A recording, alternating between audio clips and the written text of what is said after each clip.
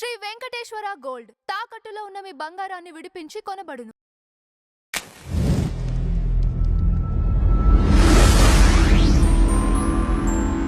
Sir నమస్కారం. శ్రీమాత్రే నమః. సార్ ఇప్పుడు ప్రెసెంట్ అష్యూరెడ్డి కేసు అని ఒకటి నడుస్తోంది. ఈ Yeah. కేసులో అనూహ్యంగా ప్రముఖ ఆస్ట్రాలజర్ వేణుస్వామి పేరు బయటికి రావటం జరిగింది. ఎందుకండి? ఆయన అమౌంట్ తీసుకొని పూజలు జరిపించారు అని వీరి ఓహో. మ్యారేజ్ కి. ఓకే. మరి ఎవరు అనుష్ రెడ్డి అనే అమ్మాయి పెళ్లి అష్యూరెడ్డి, చేసుకుంది. అష్యూరెడ్డి. ధర్మేంద్ర. అష్యూరెడ్డి. ఓకే. అష్యూరెడ్డి యాక్ట్రెస్. ఓకే. వీరిద్దరికి అతను పూజలు జరిపించినట్లుగా వీడియోలు ఫొటోస్ కూడా బయటకు వచ్చాయి. Okay. అలానే ఆయన తీసుకున్న అమౌంట్స్ ట్రాన్సాక్షన్ కూడా స్క్రీన్ షాట్స్ బయటకు వచ్చాయి. మరి ఇంత అమౌంట్స్ తీసుకొని పూజలు జరిపిస్తే వారి బంధం నిలబడకుండా బ్రేకప్స్ అవ్వటం ఇప్పుడు కేసులు అంటే దాకా వాళ్ళిద్దరు వెళ్ళటం. ఆల్రెడీ వివాహం చేసేసుకున్నారా? లేదండి, చేసుకోలేదా? చేసుకోలేదు. చేసుకోకముందు జరిపిన పూజలు అవి. వాళ్ళిద్దరి మధ్యన ఏదైనా చేసుకోవడానికి ఆటంకాలు వచ్చినందుక? ఎస్, ఇప్పుడు బ్రేకప్ అయిపోయింది వాళ్ళకి. ఓకే. ఇప్పుడు నెటిజన్స్ అడుగుతున్న ప్రశ్న ఏంటి అంటే, అన్ని లక్షలు తీసుకొని పూజలు చేసినప్పుడు అసలు పెళ్లి వరకు ఎందుకు వెళ్ళలేకపోయారు వాళ్ళు? ఓకే. ముందే బ్రేకప్ అవ్వటం ఏంటి, ఇప్పుడు కేసుల్లో ఇరుక్కోవటం ఏంటి ఓకే. అనే ప్రశ్న తలెత్తుతోంది. ఎందుకు Okay. ఇలా అవుతుంటాయి అంటారు? అంటే ఒకటి ఇక్కడ మనకి అంటే మీరు అతను పూజలు చేయించారంటే మనం చూడలేదు కాబట్టి నేను దాని గురించి మాట్లాడను. ఎందుకంటే నా కళ్ళతో చూసింది ఏదైనా మాట్లాడదలుచుకుంటాను నేను. ఓకే. బట్ మీరు చెప్తున్నారు కాబట్టి అందులో కొంత నిజం ఉండి ఉంటుంది. అయితే ఇక్కడ ఆ హీరోయిన్ అన్నారు కదా మీరు. ఆ హీరోయిన్ ప్లస్ అతను పెళ్లి చేసుకుందాం అనుకున్నారు కానీ కొన్ని కారణాల వల్ల డిస్టర్బ్ అయిపోయారు. దానికి మీ క్వశ్చన్ ఏంటంటే ఇప్పుడు ఎవరైనా సరే పూజలు చేయించి కూడా ఎందుకు అవ్వదు అంతేనా మీ క్వశ్చన్? ఎస్ సార్, అవును. ఇప్పుడు ఆమె అతని దగ్గర ఏదైనా అంటే ప్రామిస్ చేసిందా నేను పెళ్లి చేసుకుంటాను ఏమైనా? ఎస్, అంటే ఒక కమిట్మెంట్ లో ఉన్నారు. అమౌంట్ ట్రాన్సాక్షన్స్ జరిగినాయి పెద్ద ఎత్తున. ఎవరు ఆ అమ్మాయికి ఇచ్చాడు ఎస్, అతను? 9 కోట్ల వరకు ఇచ్చారు. 9 CR. ఎస్, బాబోయ్, అంటే ఎంత ఇష్టపడితే 9 CR ఇచ్చి ఉంటాడు. ఒకసారి ఆలోచించాలి కదా మనం. అవును అవును. సో అయితే ఇక్కడ మనం ఇక్కడ ఒక పాయింట్ చెప్తాను నేను మీకు. అంటే మనకు ఈ వేణుస్వామి చేశారు లేదో మనకు తెలియదు, బట్ అది ఎంతవరకు అనేది మనకు తెలియదు కాబట్టి నేను దాని గురించి మాట్లాడదలుచుకోలేదు. వేణుస్వామి గురించి నేను మాట్లాడను. బట్ ఇక్కడ పాయింట్ ఏంటంటే 9 crores ఇచ్చాడంటే ఆ వ్యక్తికి ఎంత ఇష్టం ఉంటే 9 కోట్లు ఖర్చు పెడతాడు. ఫస్ట్ పాయింట్ నెంబర్ 1 అవును. అక్కడ మనం అర్థం చేసుకోవాలి. ఎందుకంటే 9 కోట్లు is not a small amount, it's very big amount. రెండవది ఏంటంటే పూజలు చేసినా ఎందుకు అవ్వలేదు. మూడో విషయం ఏంటంటే ఇక్కడ అతను అంత డబ్బు ఖర్చు పెట్టి కట్ అయిపోవడం జరిగింది. పోనీ ఖర్చు పెట్టాడు, దాని తర్వాత వివాహం చేసుకున్నాడంటే దట్ ఈస్ డిఫరెంట్ కేస్. ఇక్కడ 3 విషయాలు నేను మీకు క్లారిటీ ఇస్తాను. ఒకటి, ఎవరికైనా మనం ఒక చాక్లెట్ కొనుక్కుందాం అనుకున్నా దానికి మనం రుణపడి ఉంటామండి. ఖచ్చితంగా రుణం లేకుండా మనం ఒక వ్యక్తిని కలవడం జరగదు, ఒక ట్రాన్సాక్షన్ చేయడం జరగదు. అయితే ఇక్కడ మీరు అనొచ్చు, ఏమండి మోసం చేసే వాళ్ళందరికీ మనం రుణపడి ఉంటామా అని. మోసం చేసేవాడు వాడు కావాలని మోసం చేశాడు, మనకు రుణం లేకుండా వాడు మోసం చేశాడు అంటే దానికి మళ్ళీ వాడు అనుభవిస్తాడు. ఇంకొక రూపంలో మనకు రికవరీ అనేది అవుద్ది, మనం ఎక్కడైనా మోసపోయినా. ఇప్పుడు కాకపోతే తర్వాత అయినా సరే, అది మనం గుర్తుపెట్టుకోవాలి.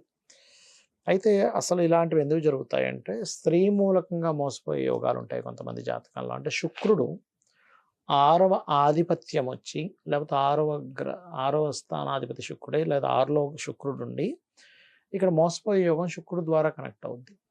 అప్పుడు ఏమవుతుంది, పురుషుడికైనా స్త్రీకైనా వివాహం అనే విషయం వల్ల వీళ్ళు అడుగు ముందుకు వేసి మోసపోతారు. ఇలాంటి కేసు ఇంకోటి నాకు ఒక క్లయింట్కి జరిగింది, చెప్తాను నేను. వాళ్ళ పేర్లేదు, నేను బయట తీయదలుచుకోలేదు. ఓకే. అతను ఏం చేశాడంటే ఇట్లాగే వివాహ సంబంధాలు చూస్తున్నారు. ఒక సంబంధం, ఒక అమ్మాయిని ఇష్టపడి అంటే నచ్చింది ఆ అబ్బాయికి.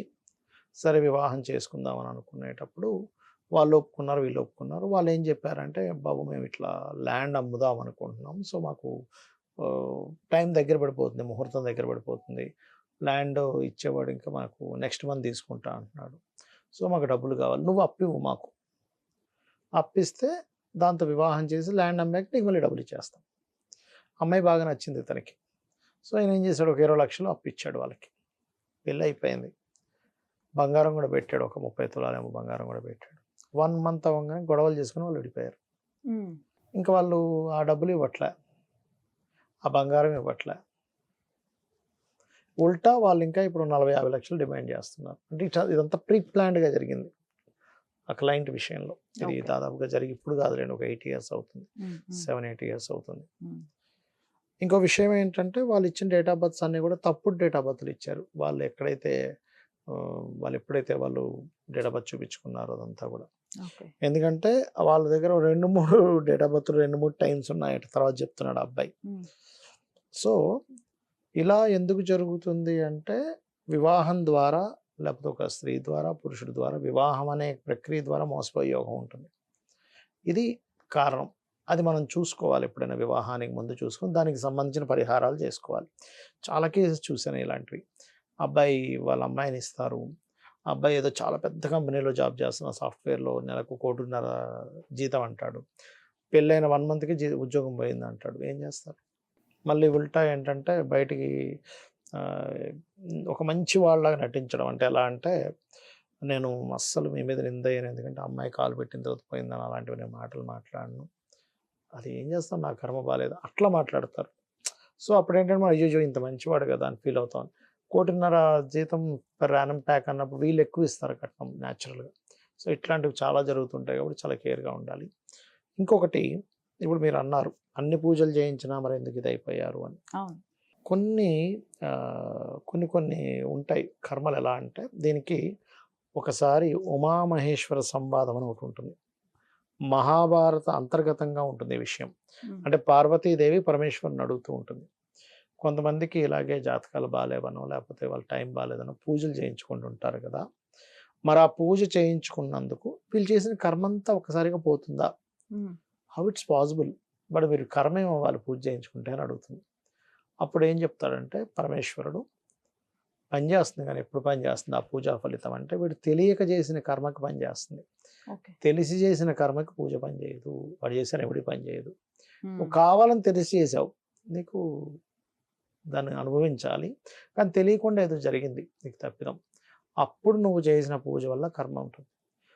ఏమవుతుందంటే సమ్ టైమ్స్ ఎందుకు వాళ్ళకి రెమెడీస్ పనిచేయవు అంటే, వాళ్ళు తెలిసి చేసిన కర్మలు ఏవో ఉంటాయి Okay. వాళ్ళ పాస్ట్ లైఫ్లో. Okay. అందుకని వీళ్ళు ఎన్ని పూజలు చేసినా అది వర్కౌట్ అవ్వదు. Mm. Mm. ఇంకొకటి ఏంటంటే, ఏదైనా ఒక పూజ వర్కౌట్ అవుతుందా అవ్వదా అనేటువంటి విషయాన్ని మనకి శాస్త్రంలో చెప్పిన రూల్స్ ఏమిటి అంటే, భాగ్యస్థానం బాగుండాలి, గురువు దృష్టి ఉండాలి, దెన్ ఆటోమేటిక్గా వాళ్ళకి అది పూజ చేయడం వల్ల అది ఫలకృతం అవుతుంది, మహాదశ కలిసి రావాలి, అట్లా అనమాట. Right. అప్పుడు ఖచ్చితంగా వాళ్ళకి బాగుంటుంది. ఇంకోటి ఏంటంటే, ఇవాళ రేపు ఈ ఈ హీరోయిన్ అనుకోండి, మనకి నిజానిజాలు మరి ఎంతవరకు అనేది వాళ్ళకి దేవుడికి తెలియాలి, వాళ్ళకి తెలియాలి, బయటకు వచ్చిన టాక్ అయితే అది. Mm. సొసైటీలో ఈ కల్చర్ ఎక్కువ అయింది, అది స్త్రీల నుంచి అయింది, పురుషుల నుంచి అయింది చెప్పాలంటే. Yes. కాబట్టి మొహమాట పడకుండా పూర్తి వివరాలు తెలుసుకోవాలి. ఒకప్పుడు ఒక 2 వ్యక్తుల మధ్యన వివాహం చేస్తున్నారంటే వాళ్ళ మేనమామ ఎవరు ఆ ఊరు వెళ్ళి ఒక 2 రోజులు ఉండి వాళ్ళ గురించి మొత్తం ఇన్ఫర్మేషన్ డాటా తెలుసుకొని వచ్చేవాడు. ఇవాళ రేపు అసలు పక్కోడి చెప్తే చెడగొట్టేస్తాడు అని ఎవరికి చెప్పట్లేదు కూడా. Mm. అంటే అలాగే తయారైంది సొసైటీ కూడా. ఏంటంటే చెప్తే వీళ్ళు పోయి వాడికి ఏదో చెప్తాడు, అమ్మ ఇంత మంచి సంబంధం వాళ్ళకి సెట్ అవ్వడమా అని. సో అందుకని ఏంటంటే కొంచెం జాగ్రత్తగా ఈ విషయాల్లో ఉండాలి. బట్ ఇవన్నీ కూడా ఒకళ్ళ దగ్గర మనం మనీ తీసుకొని వాళ్ళని ఏదో మోసం చేద్దామని చూస్తే ఆ కర్మ మాత్రం ఎక్కడా కూడా ఇది నిలబడదు. Right, sir. Thank you so much. శ్రీమాత్రే నమః.